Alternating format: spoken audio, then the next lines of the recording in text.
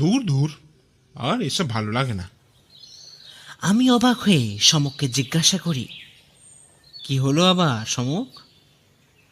সমক তার হাতে থাকা খবরের কাগজটা মুড়ে টেবিলের ওপর সেটা রেখে আমাকে বলে, কি আর বলি বলো তো পিথি, কাগজ খুললেই তো নারী নির্যাতন, কন্যা ভ্রূণ হত্যা আর শ্লীলতাহানির ঘটনা ভরে গেছে। এসব দেখতে কারো ভালো লাগে? আমি একটু মুচকি এসে বলি, কি করবে বলো তো ভাইয়া, সংবাদপত্রের মানুষদের তো কিছু করে পেটটা ভরাতে হবে, তাই নয় কি? আর তাছাড়া এটাই তো বর্তমান সমাজের অবস্থা ভাই। হ্যাঁ, ঠিকই বলেছ পৃথ্বী, কিন্তু চিন্তার বিষয় হলো এই নারীদের ওপর এই অত্যাচার মেনে নেওয়া যাচ্ছে না ভাই। সমাজকে এটা বুঝতে হবে যে সব নারী নিজের মায়ের বিভিন্ন রূপ। আমি এবার নিজের হাসি চাপতে না পেরে বললাম, তুমি যেটা বলছো সেটা কখনোই সম্ভব নয় সমক, কারণ এই পৃথিবীতে ভালো যেমন থাকবে তেমন খারাপও থাকবে। আর খারাপ যদি না থাকে তাহলে তোমার পেশার পরিবর্তন করতে হবে ভাইয়া। হ্যাঁ হ্যাঁ, হাসো হাসো, একদিন দেখবে আমার স্বপ্নই কিন্তু পূর্ণ হবে। এই বলেই সমক নিজের ঘরের দিকে চলে যায়। আমি কাগজগুলো টেবিলে গুছিয়ে রেখে আমার ঘরের দিকে যাব, অমনি কলিং বেলটা বেজে উঠল। আমি দরজা খুলতে যাব, অমনি সমক নিজের ঘরের দরজা থেকে উঁকি মেরে আমাকে বলে, এই পৃথ্বী, ইন্সপেক্টর ভদ্র এলে বলবে আমি ঘুমোচ্ছি। এই বলে সে আবার ঘরের ভেতর ঢুকে যায়। দরজা খুলতে দেখি এক 28 থেকে 29 বছর বয়সের এক যুবক দরজার সামনে দাঁড়িয়ে আছে। আমাকে দেখে নমস্কার জানিয়ে সে বলে, আচ্ছা, সমকবাবু আছেন? কিন্তু আশ্চর্যের বিষয় যেটা ঘটল সেটা হলো, ছেলেটার প্রশ্ন শুনে সমক তার গায়ে পাঞ্জাবি গলাতে গলাতে আমার পেছন থেকে বলে ওঠে, না, নেই। ছেলেটি এটা শোনার পর গোবেচারা মুখ করে আমাকে জিজ্ঞাসা করে, নেই? আমি বলি, আরে আছেন আছেন, যে আপনাকে বলল তিনিই সমক সেন। ও, তাহলে? এবার সমক চশমাটা গলিয়ে আমাকে সরিয়ে বলে উঠল, তাহলে আবার কি? এত কথার কি আছে হে? এই বলে তার হাত ধরে ঘরে ঢুকিয়ে নেয় সমক। সত্যি সমকের এই সমস্ত শিশুসুলভ আচরণ আমি ওর বন্ধু বলে বুঝতে পারি, কিন্তু এই ছেলেটির মতন নতুন মানুষরা চিনতেই পারে না সমককে। হয়তো সমকও সেটাই চায়। ঘরে তাকে এনে সোফায় বসতে পারে সমক। তারপর তার বিপরীতে একটা চেয়ারে বসে সে, আর আমি গিয়ে বসি সমকের পাশের একটি চেয়ারে। সমক একবার চশমার ওপর দিয়ে ছেলেটির আপাত মস্তক দেখে বলে, তার নামটা কি? ছেলেটি আমতা আমতা করে বলে, আগে মানে আগে ঋষিনাথ মুখার্জি। বেশ, তবে অত বড় নামে আমি ডাকতে পারবো না হে ছোকরা, বরং ঋষি বলি ডাকি। এরপর কিছু একটা ভেবে সমক আবারও বলে, তাই অধম গোয়েন্দাকে দরকার হলো কেন? আসলে আমার বাবার খুব বিপদ সমকবাবু। ও, এইসব কথা শোনার সময় আমার নেই, আসল কারণটা কি ঘটেছে সেটা বলো। ঋষি সামনের টেবিলে রাখা গ্লাস থেকে জল ঢকঢক করে পান করে তারপর বলতে শুরু করলো, আসলে আমার বাড়ি বর্ধমান জেলার একটা ছোট্ট গ্রামে। আমার পূর্বপুরুষ সেই গ্রামেরই জমিদার ছিলেন, আর ছিলেন কেন, এখনো আছেন।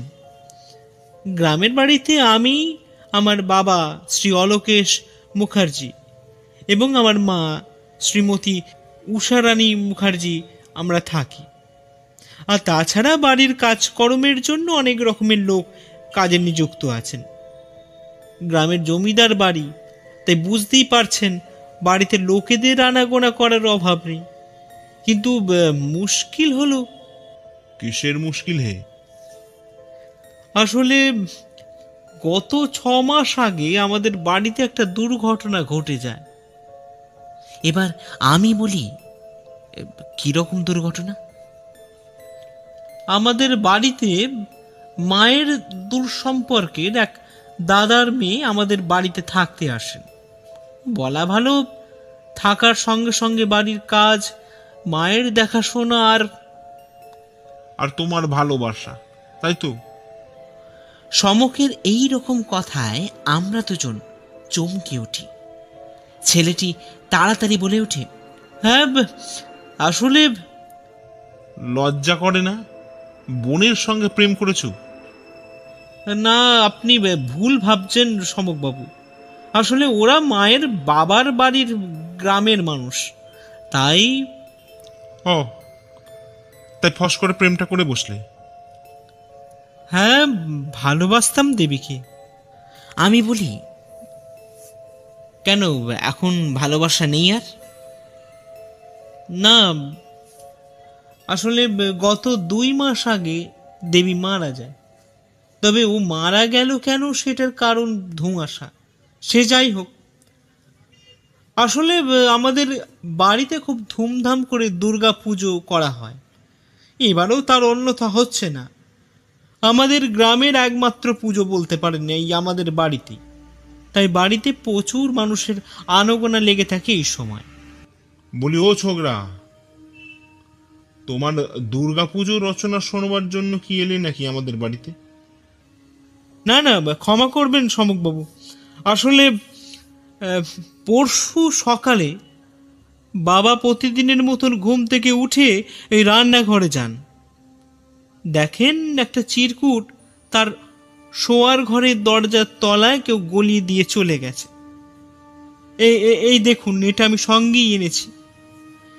ঋষি সেই চিঠিটা সমকের হাতে দিতে আমিও কি দিয়ে দেখি, তাতে লেখা, অন্যায়ের শাস্তি তুমি পাবে অলোকেশ মুখার্জি। এই পুজোতেই তুমি শেষ হবে। আমি লক্ষ্য করলাম সমকের ভ্রু কুঞ্চিত হয়েছে। সে চিঠিটা ঋষির হাতে ফেরত দিয়ে বলে, তা কিসের অন্যায় হে ঋষি বাবু? সেটা আমি কিংবা বাবা কিছুই বুঝতে পারছি না সমকবাবু। এবার আমার বাবাকে আপনি বাঁচান। কোথা থেকে বাঁচাবো? না না, সেটাই তো তোমরা জানো না হে।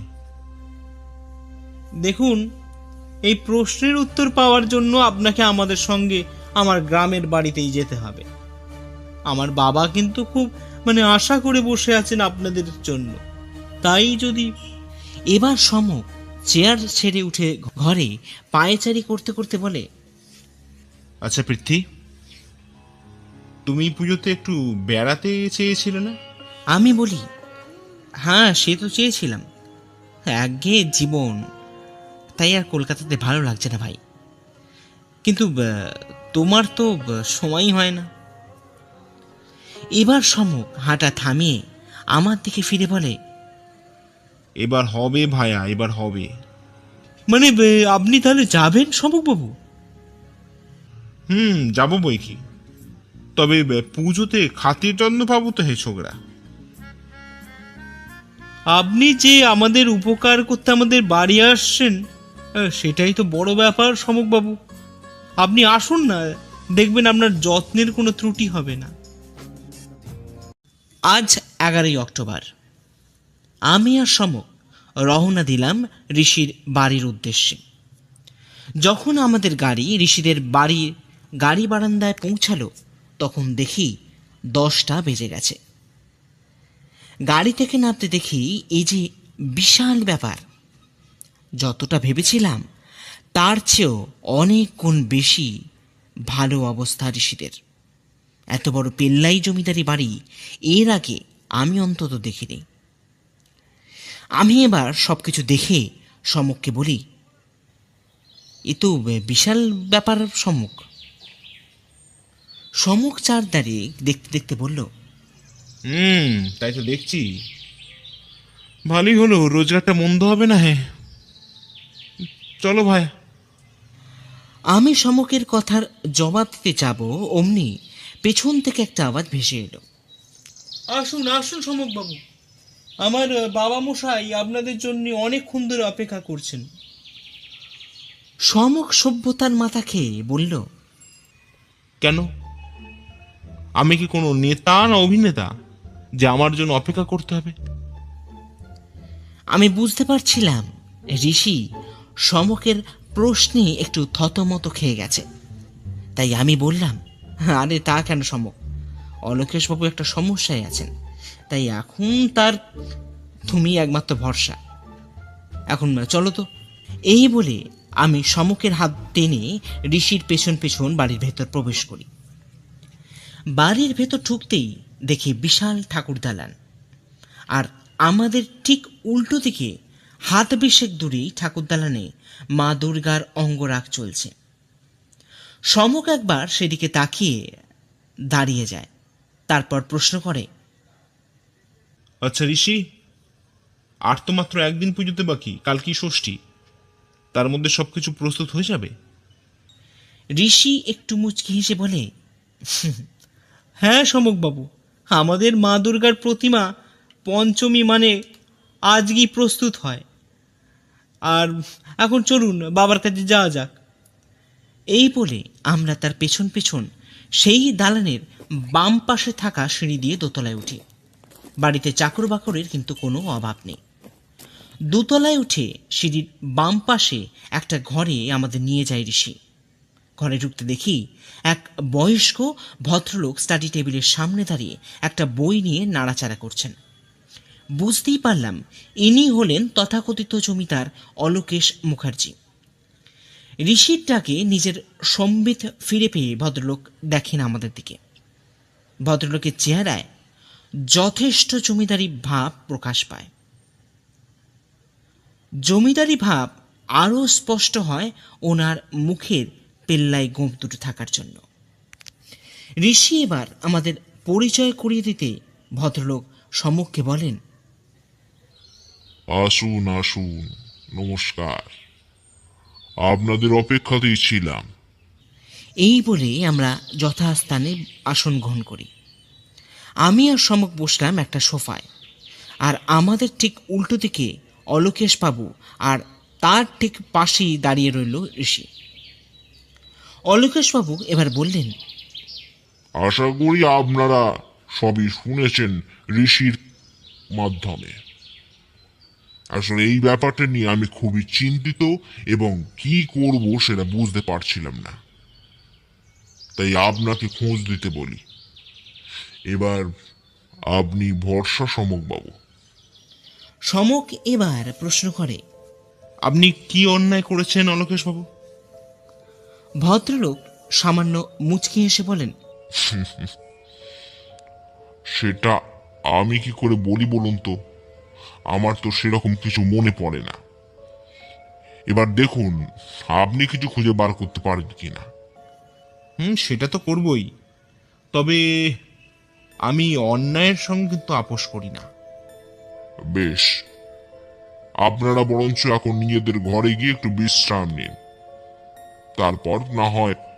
আমরা অলোকেশবাবুকে বিদায় জানিয়ে সেখান থেকে বেরিয়ে আবারও দোতলায় বারান্দায় বেরিয়ে আসি। এরপর ঋষি তিনতলার একটা ঘরে আমাদের নিয়ে আসে। সেখানে দুটো খাট, একটা আলমারি আর একটা টেবিল। সব কিছুই এত পরিষ্কার এবং যত্নশীল যে দেখলেই অবাক হতে হয়। ঋষি এবার বলে, মানে আচ্ছা সমকবাবু, এটা আপনাদের ঘর, আপনারা একটু রেস্ট করে নিন, পরে আপনাদের সঙ্গে কথা হচ্ছে। এই বলে সে সেখান থেকে চলে যায়। সম্মুখ এবার ঘরের জানলার সামনে দাঁড়িয়ে একটা সিগারেট ধরিয়ে বলে,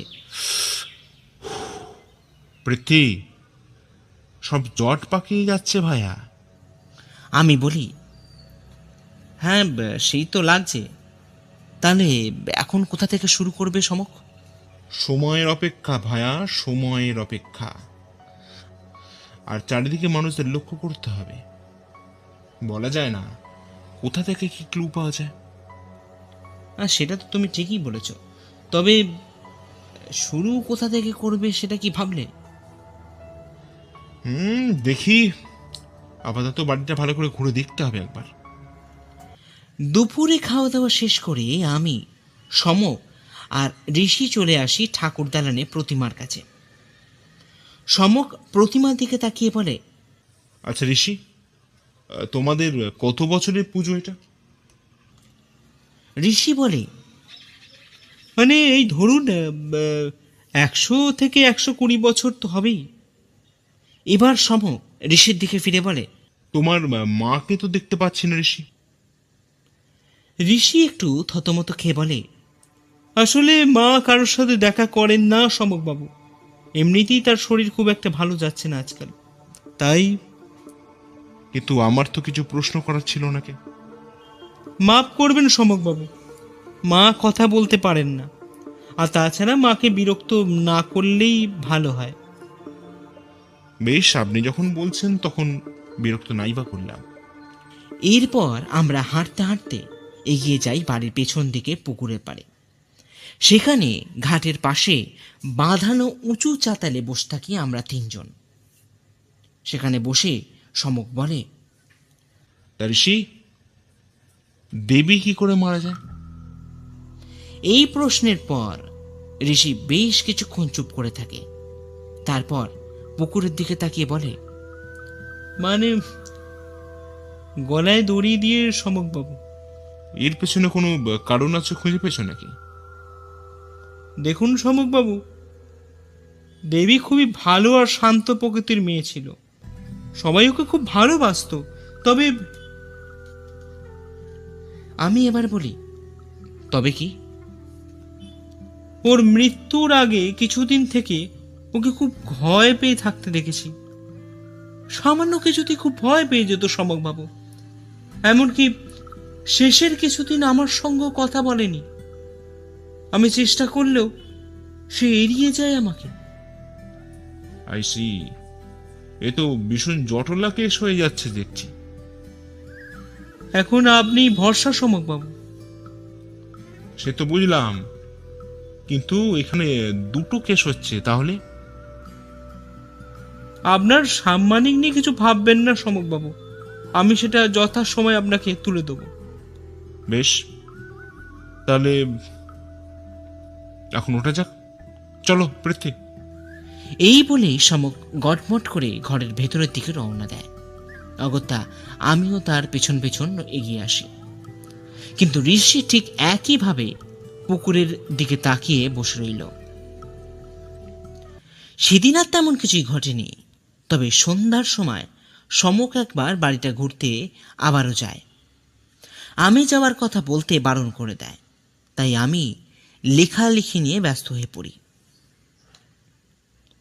আজ মহাষষ্ঠী। সকাল থেকেই এই বাড়িতে লোকজনের আনাগোনা শুরু হয়ে গেছে। সকালে সমকের ডাকে ঘুম ভাঙলেও এখন সে প্রতিমার সামনে দাঁড়িয়ে। আমি তাড়াতাড়ি প্রস্তুত হয়ে সমকের কাছে চলে যাই। সত্যি একটা রাতের মধ্যেই প্রতিমার কাজ সম্পূর্ণ হয়ে গেছে। দেখলাম ঠাকুর মশাই বেলতলায় পুজো আরম্ভ করে দিয়েছেন। এবার আমি সমককে বলি, কি হলো সমক, কিছু উত্তর পেলে নাকি?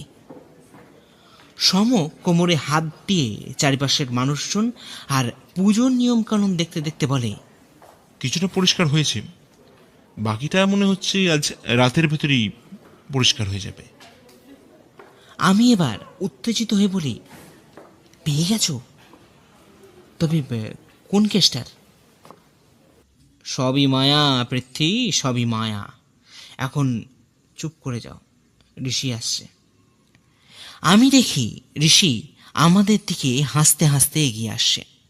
সে এবার আমাদের সামনে দাঁড়িয়ে বলে, মানে কিছু মনে করবেন না আপনারা, মানে আসলে বুঝতেই তো পারছেন বাড়ির আমি একমাত্র সন্তান, তাই পুজো নিয়ে আমি একটু ব্যস্ত হয়ে পড়েছি। তাই কিছু যদি দরকার লাগে তাহলে আমাকে আবার বলবেন। আমি বলি, না না, ওসব কিছু ভাববেন না। এবার সে সমককে প্রশ্ন করে, সমকবাবু, কিছু সমাধান করতে পারলেন নাকি? সমক বলে, নিজেরা সমস্যা তৈরি করে জটিল করে দেবেন সব ব্যাপার। এত তাড়াতাড়ি কিচ্ছু হবে না। এই বলে সে সেখান থেকে চলে যায়। আমি ঋষিকে বলি, কিছু মনে করো না ভাই, আসলে ও একটু চাপেই আছে, তাই। এই বলে আমিও সেখান থেকে প্রস্থান করি। ঘরে ফিরে যাওয়ার পর আমি সমককে বলি, আচ্ছা সমক, ঋষির সাথে অমন ব্যবহার করা কি খুব একটা দরকার ছিল? সমক বিছানায় চিত হয়ে পায়ের ওপর পা তুলে পাখার দিকে চেয়ে বলে, ব্যবহার কি আর দেখলে হে পৃথ্বী, আসল ব্যাপার যখন দেখবে না তখন বুঝবে কত ধানে কত চাল। ব্যাপারটা সোজা করার জন্য বলি, আচ্ছা তুমি কাল রাতে কোথায় গেছিলে সমক? সমক প্রথমে আমার দিকে অবাক হয়ে তাকিয়ে থাকে, তারপর রহস্যময় একটা হাসি এসে বলে, এই বাড়িটা এক্সপ্লোর করতে দোস্ত। এক্সপ্লোর করতে? তাহলে আমাকে সঙ্গে নিল না কেন? সব ব্যাপারে জড়িয়ে চললে হয় না ভাইয়া, আর তাছাড়া এই রহস্যের বিষয়ে বুঝতে গেলে রাতে ঘোরাঘুরি ছাড়া কোনো উপায় নেই পৃথ্বী। কারণ অনেক সময় দিনে সূর্যের আলোয় অনেক রহস্য, অনেক অন্ধকার চাপা পড়ে যায়, কিন্তু যেখানে আমাদের খেলা অন্ধকারকে নিয়ে, সেটা রাত ছাড়া উপায় নেই পৃথ্বী। হ্যাঁ, তবে প্রতিমা বানানো দেখতে খারাপ লাগেনি। আমি এবার উৎসুক হয়ে বলি, কিছু সমাধান করতে পারলে? সমক মুচকি হেসে বলে, কিছুটা পেরেছি ভাইয়া, বাকিটা আজ রাতেই সম্পন্ন হবে, তাই ধৈর্য ধরো। এই বলে সে বিছানায় পাশ ফিরে পাশের বালিশ জড়িয়ে শুয়ে পড়ে। আমি অগত্যা তিনতলায় বারান্দা থেকে ঠাকুর দালনে মানুষের আনাগোনা আর ব্যস্ততা লক্ষ্য করতে থাকি। রাতে খাওয়া দাওয়া শেষ হয়ে গেলে সমক আর আমি ঠাকুর দালানে দাঁড়িয়ে প্রতিমা দেখতে থাকি। ঠিক সেই সময় অলোকেশ বাবু পেছন থেকে বলে ওঠেন, আপনাদের কোনো সমস্যা হচ্ছে না তো? সমক পেছন ফিরে বলে, না, একদমই না, আপনাদের আতিথেয়তায় জবাব নেই। তবে কিসের তবে? না, যতক্ষণ না আপনাদের কাছে পাওয়া এই চিরকুটটার রহস্য সমাধান করতে পারছি ততক্ষণ একটা শান্তি পাচ্ছি না। বাহ, খুশি হলাম আপনার অধ্যাবসায় দেখে। তবে আমি বলি কি, পুজোতে যখন এসেছেন তখন পুজোটা ভালোভাবে কাটিয়ে এখান থেকে চলে যান। সমক অবাক হয়ে বলে, তাহলে আপনি রহস্য সমাধান করতে চাইছেন না? না, চাইছি না, আগেও চাইনি। ঋষি আমার একমাত্র পুত্র, তাই তার কথা ফেলতে পারিনি। তাই আপনাদের কথা যখন ফেলতে পারেননি, তার যখন ভুল করে সমক সেনকে ডেকেই ফেলেছেন, তখন আমাকে সহ্য করা ছাড়া তার কোনো উপায় নেই অলোকেশ বাবু। তাহলে আপনি তদন্ত থামাবেন না? একদমই না। তা আপনি কি ভয় পাচ্ছেন নাকি? ভদ্রলোক একটু হকচকিয়ে বলেন, কিসের ভয়? জমিদার অলোকেশ মুখার্জি কাউকে ভয় করে না। এই বলে চলে যেতে গিয়ে অলোকেশ বাবু একবার থেমে পেছন ফিরে বললেন, মনে রাখবেন সমক বাবু, আমার কথার অবাধ্য হলে তার ফল ভালো হয় না। এই বলে চলে গেলেন অলোকেশ বাবু। আমি এবার সমককে বলি, সমক, ব্যাপারটা কিন্তু খুব গুরুতর দিকে যাচ্ছে, কিন্তু এরপরেও কি এখানে থাকা উচিত হবে? সমক মৃদু হেসে বলে, উনি এখনো সমক সেনকে চেনেননি পৃথ্বী, তাই ভাবনাটা বন্ধ করো, আর চলো ঘরের দিকে ফেরা যাক। এই বলে আমরা ঘরে ফিরতে যাব, অমনি দেখি দোতলার বারান্দায় এক ভদ্রমহিলা আমাদের দিকে তাকিয়ে দাঁড়িয়ে আছেন। বুঝতে অসুবিধা হলো না যে ইনি হলেন ঋষির মা। ঘরে ফিরে এলে সমক দরজা বন্ধ করে দেয়, তারপর একটা চাদর নিয়ে খাটের তলায় বিছানা করে। আমি অবাক হয়ে প্রশ্ন করি, এসব কি করছো ভাইয়া? খেলা হবে ভাইয়া, খেলা হবে, তাই একটু প্রস্তুতি নিচ্ছি। আজ রাতে আমরা খাটের তলায় শোবো, আর বিছানায় দুটো পাশ বালিশ রেখে চাদর উপর দিয়ে চাপা দিয়ে দাও, যাতে বোঝা যায় আমরা বিছানায় শুয়ে আছি। আমিও তাড়াতাড়ি সমকের কথা মতন কাজ শুরু করে দিই। তারপর সমক ঘরের দরজা খুলে দেয়, ঘরের আলো বন্ধ করে দেয়। এরপর আমরা খাটের তলায় বিছানায় শুয়ে পড়ি। এরপর যে কখন ঘুমিয়ে পড়েছি মনে নেই। হঠাৎ ঘুমটা ভাঙল একটা আওয়াজে। তখনও রাত্রি। দেখি দুজোড়া পা এগিয়ে আসছে বিছানার দিকে। আমি চেঁচিয়ে সমককে ডাকতে যাব, অমনি সমক তার হাত দিয়ে আমার মুখটা চেপে ধরে, ইশারা করে আমাকে কথা না বলতে বলে। আমি চুপ করে যাই। সমক যেটা ভাবছিল আজ রাতে আমাদের সঙ্গে ঠিক সেটাই ঘটছে। তারা একে একে ছোঁড়া নিয়ে আঘাত করতে লাগলো বিছানার ওপর রাখা পাশের বালিশের ওপর। সত্যি ভাবলে কাঁটা দিয়ে ওঠে গায়ে। যদি ওই জায়গায় আমরা থাকতাম তাহলে কি অবস্থা হতো। গর্বে আর সম্মানে আমার বুকটা সমকের জন্য ভরে গেল। বাকি রাতটা যে কি করে কাটলো তা বোঝানো যাবে না। ভোর রাতেই আমার ঘুম লেগে যায়। পরদিন সকালে যখন ঘুম ভাঙে তখন দেখি সমক আমার পাশে নেই। সে গেল কোথায়? আমি এদিকে সেদিকে ফিরে তাকাতে দেখি একটা চিরকুট সমকের বিছানার পাশে রাখা আছে। সেটা খুলে দেখি তাতে সমক লিখে গেছে, আমি যতক্ষণে ফিরবো ততক্ষণ লুকিয়ে থাকবে। খেলার লাস্ট মিনিট চলছে পৃথ্বী, তাই সব সময় প্রস্তুত থাকবে। ঘড়িতে তখন সকাল 7টা বাজে। তলায় পুজো মণ্ডপের প্রস্তুতি দেখে মনে হয় কলা বউ স্থান সবাই গেলেন। আমি এখনো লুকিয়ে আছি খাটের তলায়। জানি না সমক কখন এসে আমাকে এখান থেকে উদ্ধার করবে।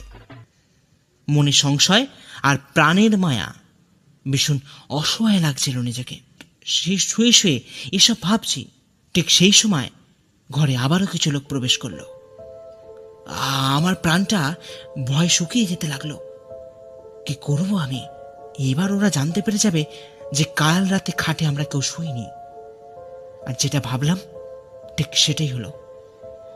ওরা বুঝতে পেরে খবর দিতে বাইরে চলে গেল। আমি ঠিক করলাম চুপি চুপি কেটে পড়াই শ্রেয়। তাই খাটের তলা থেকে বেরিয়ে খুব সাবধানতার সঙ্গে ঘরের বাইরে পা রেখেছি। অমনি মাথার ওপর একটা সজোরে কিসের আঘাত লাগলো। আমি আমি অজ্ঞান হয়ে পড়লাম। যখন জ্ঞান ফিরল তখন দেখি আমার সামনে 3জন গুন্ডার মতন লোক দাঁড়িয়ে আছেন। আমি কিছু বলতে যাব, অমনি পেছন থেকে একটা গলার আওয়াজ ভেসে এলো, তোমার বন্ধু কোথায় হে? আমি পেছন ফিরে দেখি অলোকেশ বাবু এক পাতে বন্দুক আমার দিকে তাক করে চেয়ারে বসে আছেন। আমি এবার বলি, আমি জানি না। ভালোই ভালোই বুড়ে ফেলো হে ছোকরা, না হলে আমার বন্দুকের গুলির আঘাতে তোমার মৃত্যু অবশ্যম্ভাবী। বললাম তো আমি কিছু জানি না। বেশ, এবার ওপরে যাওয়ার জন্য প্রস্তুত হয়ে নাও। এরপর অলোকেশ বাবু মা দুর্গার কাছে করজোড়ে প্রণাম করে বললেন, মা, এই অবোধ শিশুকে ক্ষমা করিস মা। জয় মা। আমি একটু সাহস জুগিয়ে বললাম, সমক সেন নিজের বন্ধুকে একলা ফেলে চলে যায় না অলোকেশ বাবু। আমাকে মারার পর পরের গুলিটা আপনি আপনার জন্য রেখে দেবেন, কারণ সমক আপনাকে ছাড়বে না। এরপর অলোকেশ বাবু আমার কপালে বন্দুক ঠেকিয়ে যেই ট্রিগার চাপবেন অমনি একটা গুলির আঘাতে অলোকেশ বাবুর হাত থেকে বন্দুকটা ছিটকে পড়ে যায়।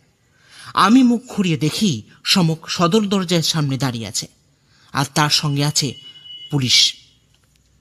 সমকে বা অলোকেশ বাবুর দিকে বন্দুক তাক করে বলে, অলোকেশ বাবু, আপনি ঘুঘু দেখেছেন কিন্তু সমক সেনকে দেখেননি। খুব বড় কথা বলছিলেন না? আপনার লজ্জা লাগে না একটা বাচ্চা মেয়েকে? সমকের পেছনে ইতিমধ্যে কলাবউ কাঁধে নিয়ে উপস্থিত হয়েছেন ঋষি। সে এবার অবাক হয়ে বলে, মানে এসব কি হচ্ছে সমক বাবু? আর বাচ্চা মেয়ে মানে? আপনি প্রথমে কলাবউকে যথাস্থানে রাখুন, তারপর সব গুছিয়ে বলছি। এখন ঠাকুরদালানি সমক, আমি, ইন্সপেক্টর সাহা, অলোকেশ বাবু, ঋষি আর 2জন কনস্টেবল বসে আছেন। সমক এবার মা দুর্গাকে প্রণাম করে বলতে শুরু করে। জয় মা, আমাকে সাহস দাও মা। আসলে ঋষি, এখন যে কথাগুলো তোমাকে আমি বলবো সেগুলো অত্যন্ত ঘৃণ্য আর লজ্জাজনক, তাই বাকি লোকেদের বার করে দিয়েছি এখান থেকে। তুমি আমাকে অলোকেশ বাবুর দেওয়ার অযাচিত একটা চিরকুট রহস্যের সমাধান করতে দাও। কিন্তু এখানে আসার পর যা জানতে পারি, তারপর ভাবছি এখানে না এলেই ভালো করতাম। ঋষি এবার অবাক হয়ে বলে, মানে কেন সমক বাবু, হঠাৎ করে এরকম কথার মানে কি? আপনার প্রেমিকা তো অন্তঃসত্ত্বা ছিল, সেটা আপনি জানতেন না? ঋষিকে দেখলাম মুখটা নিচু করে বসে থাকতে। তারপর বলে, হ্যাঁ, কিন্তু বাবার সাথে এই কেসের কি সম্পর্ক সমক বাবু? আছে আছে, কারণ দেবী আপনার বাবার সন্তানের মা হতে চলেছিলেন ঋষি। ঋষি চেয়ার ছেড়ে দাঁড়িয়ে বলে, মানে কি সব বলছেন সমক বাবু? আপনার মাথা ঠিক আছে তো? আছে আছে, আপনি এবং আপনার বাবা একটা নিরীহ মেয়েকে যেভাবে অত্যাচার করেছেন, তার শাস্তি ফাঁসি হওয়া উচিত। কিন্তু দিনের শেষে আপনি অন্তত তাকে বিয়ে করার আশ্বাসটুকু দিয়েছিলেন। কিন্তু অলোকেশ বাবু দিনের পর দিন ওই বাচ্চা মেয়েটার সম্মান হরণ করেন, তাকে তিলে তিলে নরক যন্ত্রণার দিকে ঠেলে দেন। অবশেষে একদিন জানতে পারেন যে দেবী মা হতে চলেছেন, তাও আবার আপনার বাবা অলোকেশ মুখার্জির ঔরসে। এটা শোনার পর অলোকেশ বাবু নিজেকে ধরে রাখতে পারেন না এবং খুন করেন ফুটফুটে একটা মেয়ে দেবীকে। কিন্তু এসব কথা আপনি জানলেন কি করে? আপনার মায়ের থেকে। উনি সব কিছু জানতেন, কিন্তু স্বামীর অত্যাচারে স্বীকার করতেন না, তাই মুখ বন্ধ করে রেখেছিলেন। এবার সমক অলোকেশ বাবুর দিকে ফিরে বলে, আপনার লজ্জা করে না একটা কন্যা সম মেয়েকে মৃত্যুর দিকে ঠেলে দিতে? আপনি তো তার পিতার সম। আপনি কি করে তাকে আপনার রসনা তৃপ্তির অঙ্গ করে নিলেন? ছি! পুলিশ অলোকেশ বাবুকে ধরে নিয়ে যাওয়ার পর আমি সমককে বলি, সমক এবার চলো, এখানে আর আমার ভালো লাগছে না ভাই। সমক এবার আমার দিকে ফিরে মুচকে এসে বলে, এটাই বর্তমান সমাজের অবস্থা ভায়া। তুমি আমাকে 3 দিন আগে সকালবেলা বলেছিলে না, তুমি ভালো হওয়া মানে এটা নয় যে তোমার সঙ্গে সবকিছু ভালোই হবে আর তোমার আশেপাশে সব মানুষই ভালো। আসলে কি বলতো, ভালো আর খারাপের বিচার করার বোধটা এখন মানুষ হারিয়ে ফেলেছে তার প্রবৃত্তির করাল গ্রাসে। আমি বললাম, একটা ফুলের মতন মেয়েকে কতটা কষ্ট পেতে হয়েছে বলো তো ভাইয়া। সমক এবার বলে, জানি দেবীকে খুব কষ্ট পেতে হয়েছে, কিন্তু এখানে তোমার কিংবা আমার কিছু করার ছিল না ভাইয়া। যেটুকুন আমাদের সাধ্যের মধ্যে ছিল সেটুকুন আমরা চেষ্টা করেছি। এখন এসো পৃথ্বী, জগৎজননী মা দুর্গার কাছে প্রার্থনা করি, জাগো মা, তুমি জাগো। দেখলাম ঋষির মা ঠাকুর দালানে শঙ্খ বাজাতে শুরু করলেন।